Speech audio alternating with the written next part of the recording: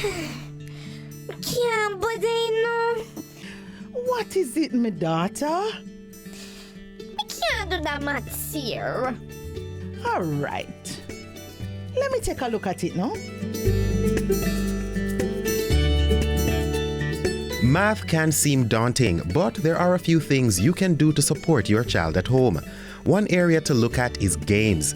We all play games on a regular basis, especially children. And how much fun would it be to tie mathematics into the games they play? There's a very interesting notion that is put forward. And that notion is the fact that the things that we are interested in are the same things that we seem to do well in. Now, if it is that around our interest, there's also a heightened level of performance, or we seem to learn things much faster when we are in tune, it therefore becomes important for us to actually put emphasis on making mathematics an interest. Because once we begin to allow our students or our children to see the fun in math and begin to develop a level of interest, it is at that point in time you will find that they may learn the concepts much faster. Arithmetic helps us in keeping track of time, conducting business, and making plans. In reinforcing the math from home, we have to do a few things. One, you could, while cooking or baking, allow your child to come forward and to share the math concepts that they were exposed to in school. I'm sure while you're cooking something, your child can apply some measurement skills, some conversions, some looking at the beakers and so on. Additionally, we know that at times we do some amount of sorting and organizing. There's always a shelf somewhere to be packed, a cabinet to be reorganized, some things to be moved around. This is an opportunity to allow your child to use their spatial awareness, to be able to look at shapes. Do you want to know what I do? I find creative ways to incorporate the knowledge to them, because maths is not an easy subject. And most children will tell you, maths hard, but this is something that they need in their everyday life. So I find creative ways to put it to them in fun ways that we both can enjoy doing it together.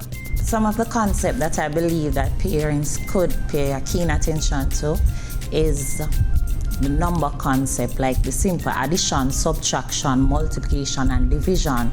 You have to know at least the basics. I mean, we're not going to tell them about the algebras and the other areas which is a little bit challenging to them, right. But at least know to make change, know how to know the difference between distance and time and things like those. I'll try to encourage all fathers at least to know the basic about the concept of maths.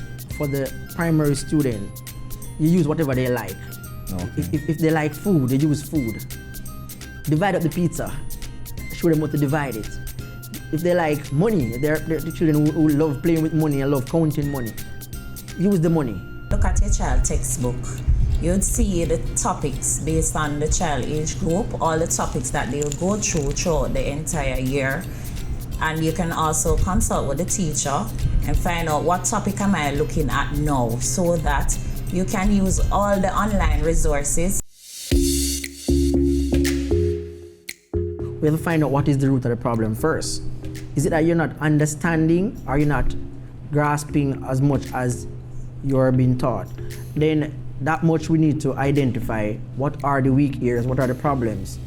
Once we can identify what is the problem, then we can actually try and fix it from there.